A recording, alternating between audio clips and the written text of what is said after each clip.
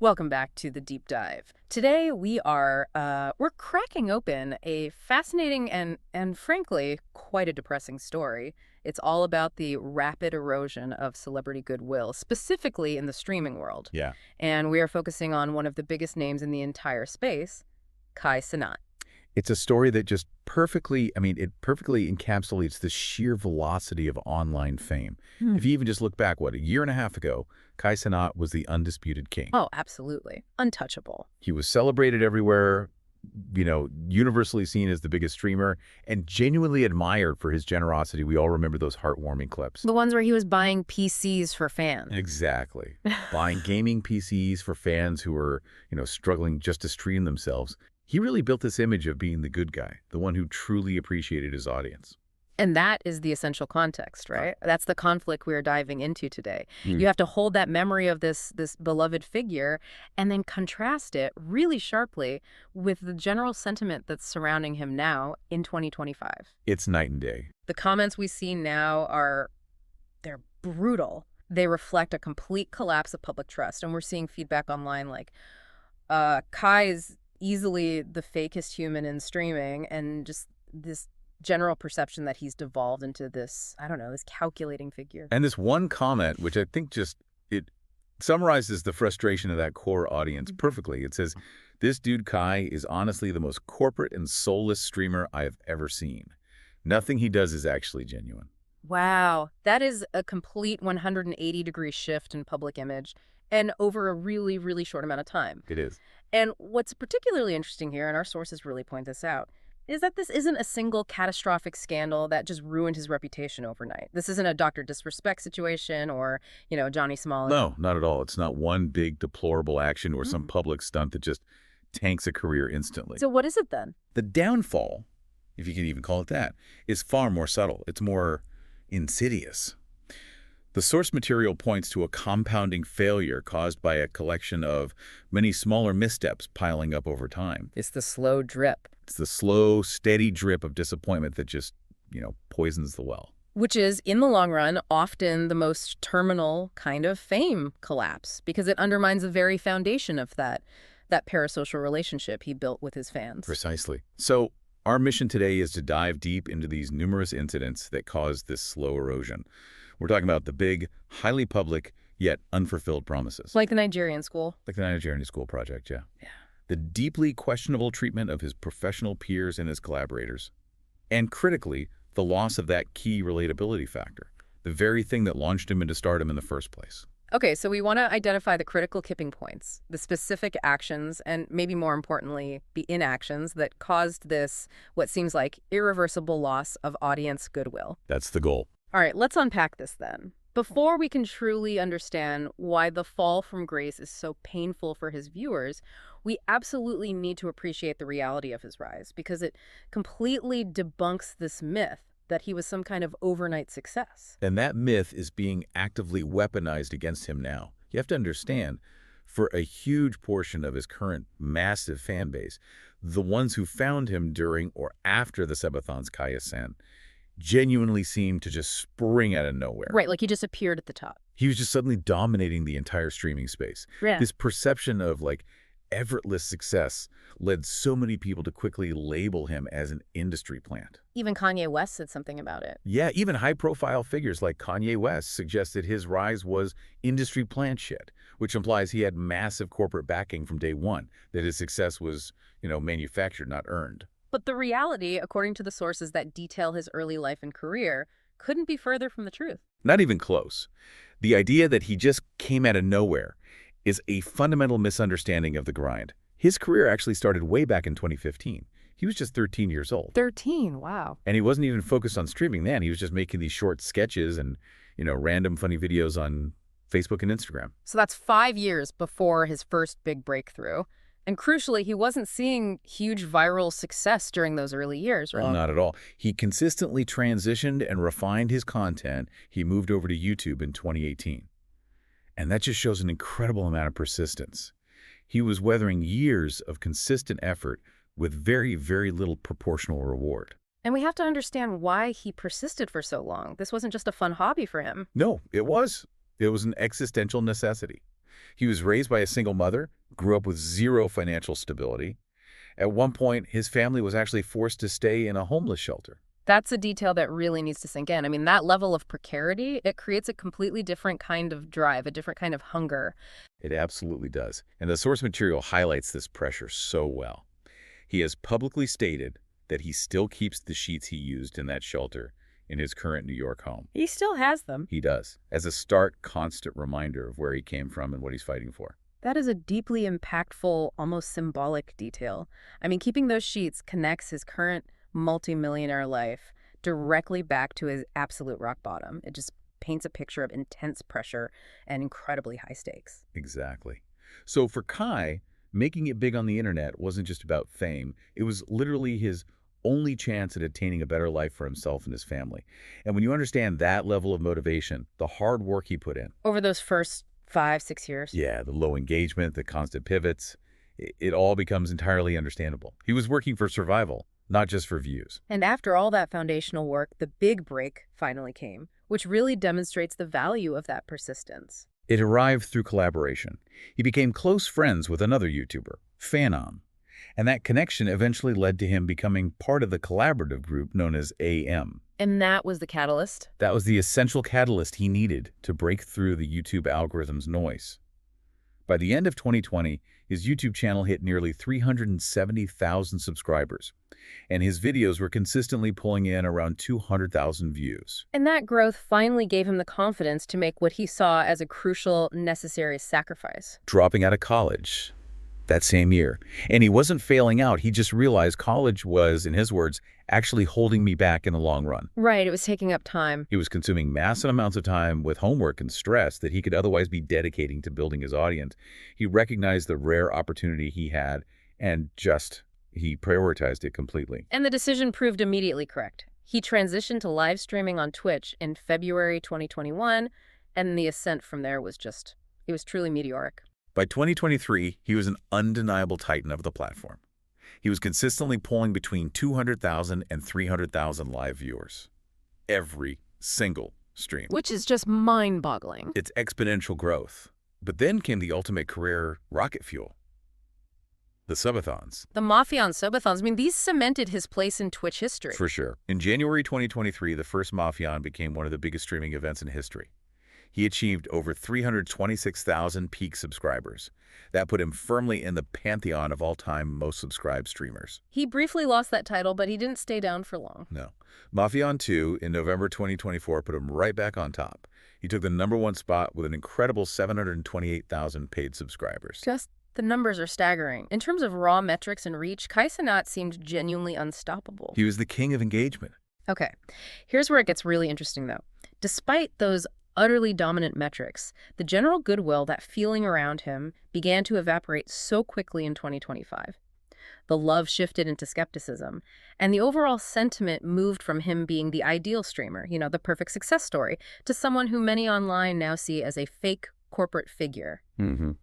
So let's look at the early chaos that failed to stop him, and then the more subtle, strategic mistakes that truly damaged his reputation. And that distinction is just so vital. The early blunders, like the riots, they generated attention and views.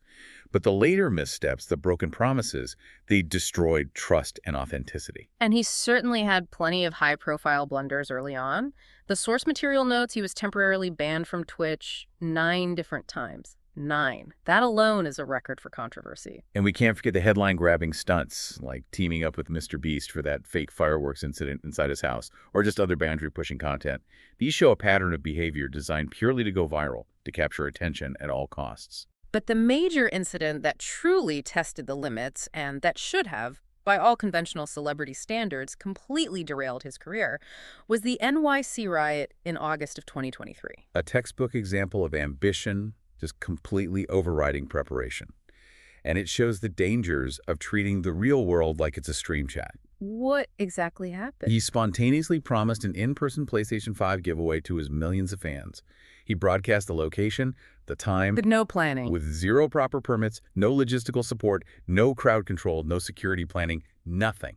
And the result was predictable chaos. A massive, unruly crowd showed up, and it quickly escalated into a full-blown riot.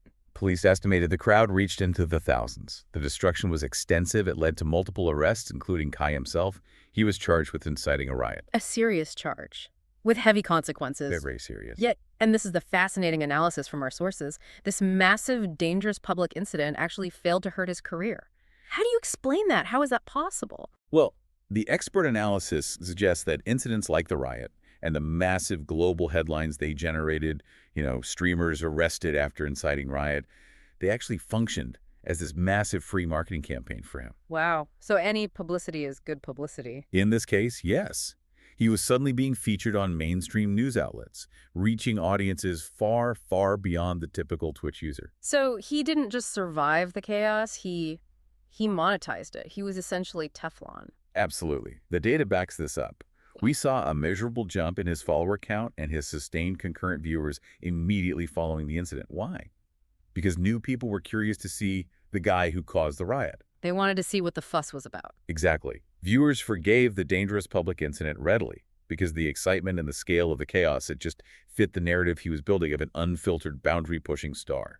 He actually benefited from the high-stakes drama. Even moral and ethical missteps failed to slow his momentum during this phase. Yeah, we saw similar public backlash, but no tangible damage, when he invited convicted domestic abuser Chris Brown onto his stream during Mafian 2, or the highly controversial streams where he and his crew were seen nearly ending the lives of 2 innocent animals. These are high-profile, highly criticized moves. Very high profile. Yeah. Yet they did not cause lasting terminal reputational damage. The audience was just. They were primed to forgive controversy as long as the metrics were high. The real factors dragging him down, then, are much more recent and way more subtle. They don't involve arrests or riots. They center on this core idea that he's become a fake poser whose every action is calculated only to push content. And that is the crucial shift in the narrative. Yeah. Criticism moves from he caused a disaster to the more damaging he's not who he claims to be. And when your entire brand is built on authenticity and relatability. On the shelter sheets. Exactly. Losing that is exponentially harder to recover from. Okay, let's transition into the true erosion of trust.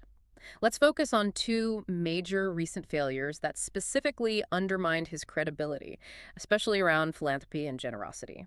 The first, and maybe the most public, is the unfulfilled Nigerian school promise. This commitment was made back in March 2024. Kai visited Nigeria, specifically the impoverished Makoko region, which is essentially a floating slum. I remember this stream. He witnessed truly terrible living conditions and visited a local school and orphanage. The conditions were dire.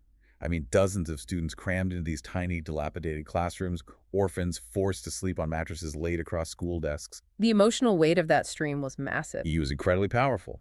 And in that moment, Kai publicly pledged to build a brand new school to modern standards. He promised to make sure the students and orphans had good stuff and better facilities, committing to helping in any way he could. And initially, that commitment was a genius move for his reputation. It generated incredible goodwill. Oh, absolutely. We saw viewer comments like, the fact that he actually went into the slums and helped out the school there makes me respect him so much more. And I'm a 45-year-old man, and it brought tears to my eyes. My respect has grown immensely for Kai in this trip. He cemented his image as a philanthropist using his fame for good. He gained immense moral authority. But, as we know, construction projects, especially complex ones in remote or difficult locations, they don't move at the speed of the internet. And that clock just kept ticking. Over a year passed with 0 substantial public updates. 0. And by August 2025, doubt just peaked. People started questioning if any work was actually happening or if the pledge was just a calculated emotional PR stunt designed for maximum clip value and then forgotten. This doubt was intentionally amplified when the account KickChamp tweeted a clip of a different YouTuber, Go With Ali. Right. Visiting a different struggling school in Nigeria and subtly framing it as proof of Kai's lack of progress. So was that clip misleading? It was. The sources are clear that the school shown in that clip was unrelated to Kai's pledged project. That's a crucial piece of context. But the damage was already done. The central question was still valid. Why the total silence on a project promoted so heavily over a year ago? Right. If the work was underway, why not post a simple quarterly update? Show some foundation work, a meeting with contractors, something. That's the key. And to be fair, building in a place like Makoko presents severe logistical challenges. It's built on water, Land acquisition is complex. Materials transport is difficult. You face bureaucratic friction with local authorities.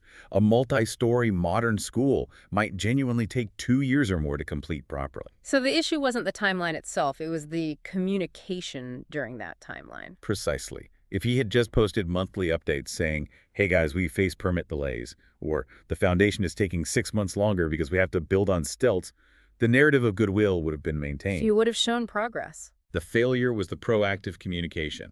He allowed a vacuum of information to be filled by suspicion and accusations of fakeness. And this vacuum leads right into the second major issue that reinforced this whole PR over philanthropy narrative, the Team Water controversy. Yeah. This happened when Mr. Beast launched his massive Team Water fundraiser designed to provide clean water globally, matching donations. Massive creators worldwide were enthusiastically participating. And Kai remained radio silent. Worse than silent, actually. He ignored Mr. Beast's attempts to contact him.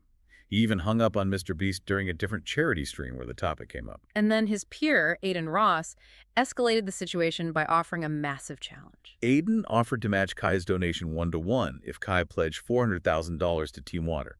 That enormous public challenge was also met with total silence from Kai. The community outrage was immediate. I remember fans calling him absolutely shameless, and this was directly contrasted with his demonstrated willingness to flaunt his immense wealth. Oh yeah. They pointed right back to his on-stream argument with XQC about their respective wealths, where Kai boasted, I got AM's entire net worth on a 1 USB stick in some sit deposit box somewhere. When you flash that kind of wealth, viewers expect a corresponding level of generosity, especially when a peer issues a public challenge for a major cause. They do. However, there was a legitimate counter-argument that was raised by some of his viewers. Okay, what was that? And this is where the nuance of celebrity charity becomes really important. Some people rightly argued that charity must be entirely voluntary and free of coercion. Mr. Beast's act of publicly peer pressuring him on stream, essentially demanding a $400,000 donation. It was viewed as inappropriate and manipulative. Why does that cross an ethical line? Because it forces the recipient, Kai in this case, into a no-win scenario. If he donates, critics say he only did it because he was publicly shamed, which undermines the genuine charitable act. If he doesn't, he's branded as greedy. Coerced charity is often more about burnishing the image of the person doing the coercing than it is about helping the cause itself. That's a really good point. So even if the method was questionable, when you connect the dots, the silence on Nigeria, the silence on Team Water, the emerging narrative isn't about any specific cause. It's about Kai Cenat being inherently money-sensitive and only interested in PR opportunities that directly benefit his personal brand. It creates this narrative of contradiction. The everyman streamer, the kid raised in a shelter, is now perceived as a calculating millionaire who's unwilling to part with his money unless it creates a viral moment for him. And that sets the stage perfectly for the professional fallout. Let's look at how this lack of follow-through and this sensitivity around money plays out in his professional life. Specifically, how he has treated his fellow streamers, which reinforces the idea that he is fundamentally opportunistic. This is where the loss of relational trust really hits home. And the most dramatic example is the fundamental shift with Aiden Ross, who most people agree functioned as Kai's crucial early mentor. Let's recall the history. When Kai was first transitioning to Twitch, Aiden was a behemoth. He was averaging, 4 to 5 times more viewers than Kai was? At least. And Aiden gave Kai a massive, irreplaceable platform. He repeatedly invited Kai onto his extremely popular live dating shows. These were essential shout-outs, cross-promotion, and it allowed Kai to capture a significant portion of Aiden's huge audience. So Kai's initial community size is heavily indebted to Aiden. Absolutely. He even started replicating Aiden's content formula, like the popular rapper streams. And despite this element of competition, they were close friends, they were exchanging expensive, lavish gifts. The relationship seemed rock solid. Built on professional mutual benefit and personal friendship. Right. And the breaking point came when Aiden was permanently banned from Twitch. What was Kai's initial reaction to his friend's ban? Initially, Kai was staunchly supportive. He publicly claimed he would try every avenue to get Aiden unbanned as soon as possible. He even promised they'd do some Christmassy shit together if he could get him back online by December. He was promising loyalty. But when Aiden was finally unbanned in March of this year, Kai's attitude just flipped completely. It's a stunning example of professional opportunism. The source material reveals that Aiden reached out to Kai. He texted him about the stress and the unfairness of his ban compared to others, expecting support from his friend. Then what happened? Kai didn't even reply. He started ignoring anything related to Aiden, Yeah. failing to pick up private calls, Hmm. effectively ghosting the person who had given him his start. He went from relentlessly pursuing collaborations with Aiden to acting like he didn't even exist the moment Aiden faced professional difficulty. And this betrayal was immediately seized upon by the community. A fan tweet summarized the sentiment perfectly. It said, "So Kai completely tricked off of Aiden and now just acts like he doesn't exist. How weird considering Aiden made Kai." The perception is crystal clear then. He used Aiden for fame, and the moment Aiden became controversial or professionally unnecessary, Kai just jumped ship. He did. Now, Kai did offer a justification for this dramatic shift, which added another layer of complexity to the drama. What was his side of the story? Kai claims he stopped talking to Aiden because Aiden's manager, Tav, who is white, allegedly called him the N-word during a late-night interaction. Well, that certainly gives Kai a moral high ground justification for distancing himself. It does, and this is why the community was so split. One side argued that Kai was totally justified in ending the relationship due to the alleged racism and to protect his own reputation. But the skeptical side argued that, look, regardless of the manager's actions, given Aiden's massive contribution to Kai's career, he owed Aiden at least a public acknowledgement of their professional debt before just ghosting him entirely. In the eyes of his critics, he proved himself to be a total fake, someone who gets what they want and then immediately cuts ties when things become inconvenient. And if the Aiden situation had some murky justification, the next incident, involving the streamer Jinxie, had none. And it only solidified the narrative of Kai's lack of professional respect. Right. Jinxie, a popular Rainbow Six Siege streamer, was contacted by Kai and the AM crew in July to set up a Clash Royale tournament for Kai's stream. And Jinxie, sensing a great opportunity, readily agreed.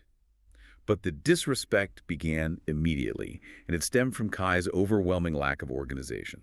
What happened during the setup for this stream? Well, while Jinxie was trying to explain the technical setup instructions for the tournament, which, requires focus, the AM crew completely ignored him.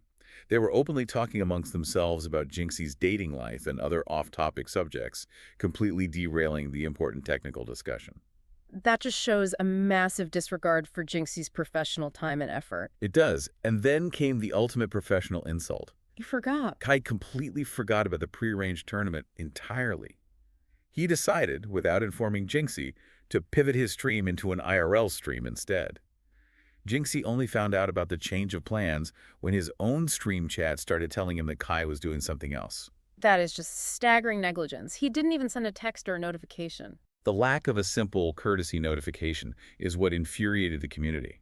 Jinxie, understandably disappointed, immediately ended his stream.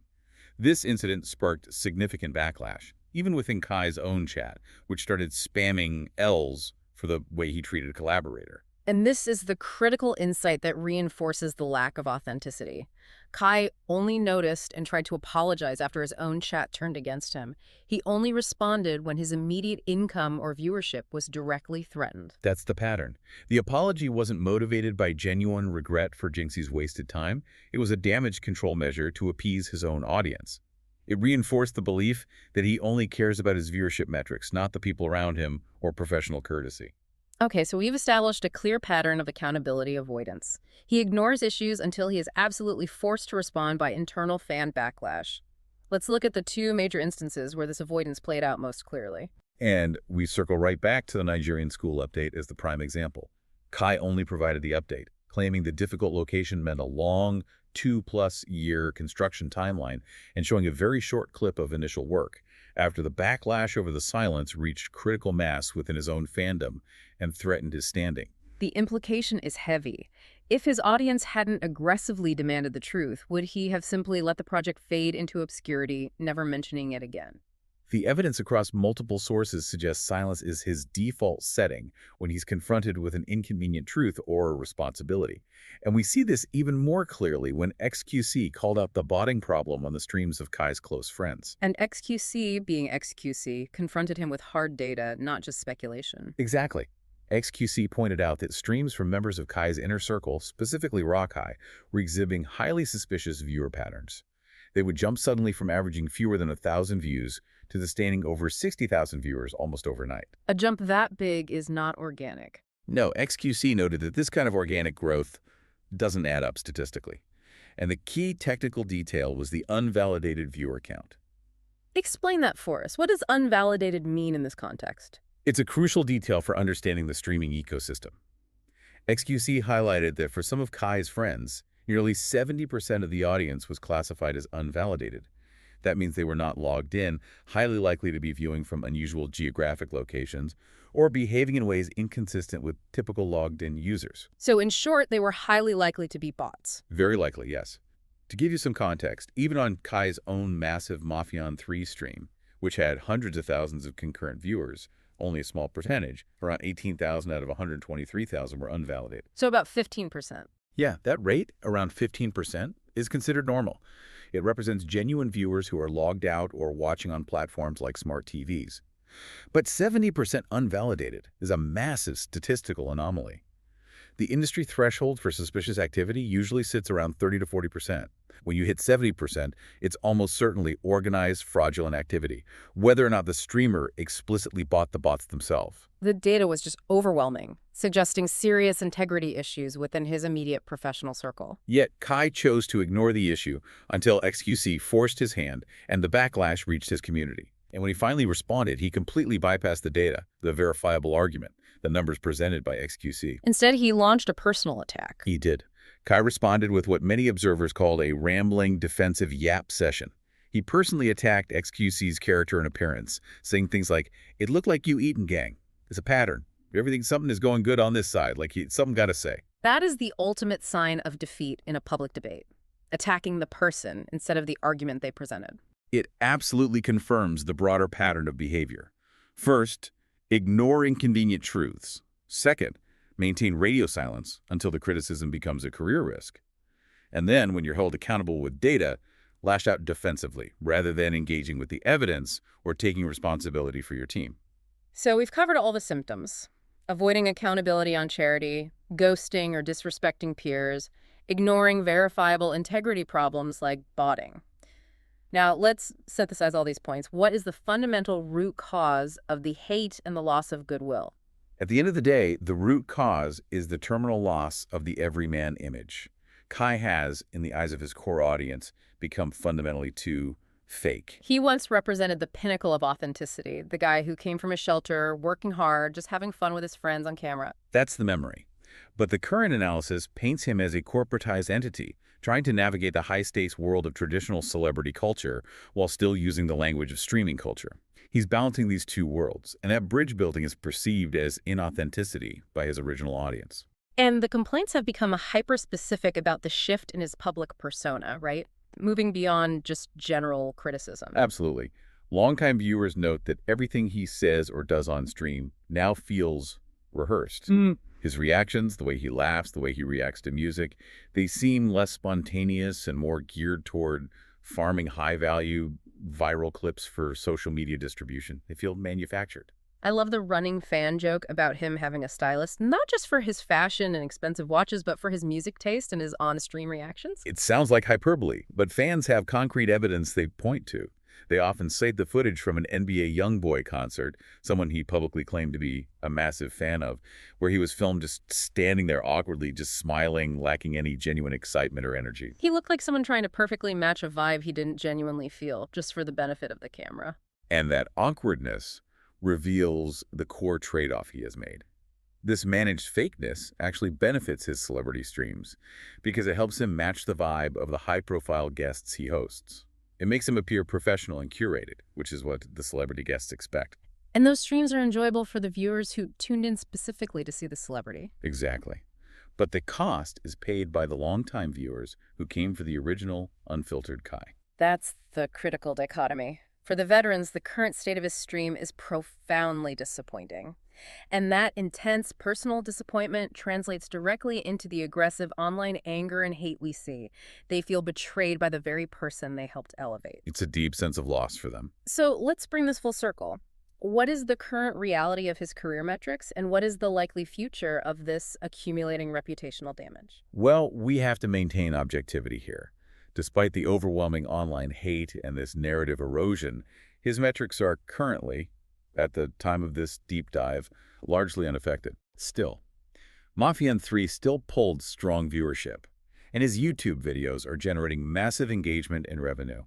The hate has not yet translated into an instant drop in income or overall reach. That feels misleading there. The danger of slow damage often goes unnoticed until it's far too late. It is the single most important point. Reputational damage built on the erosion of trust is slow and it's steady. It never results in an instant dramatic crash.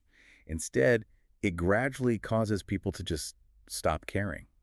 The audience doesn't switch off angrily, they just quietly become apathetic. They stop recommending him to friends, they stop arguing for him in the comments, they just silently unsubscribe and move on to the next personality. Exactly. And without that constant, sustained word of mouth or genuine audience hype to attract new viewers, the trajectory changes.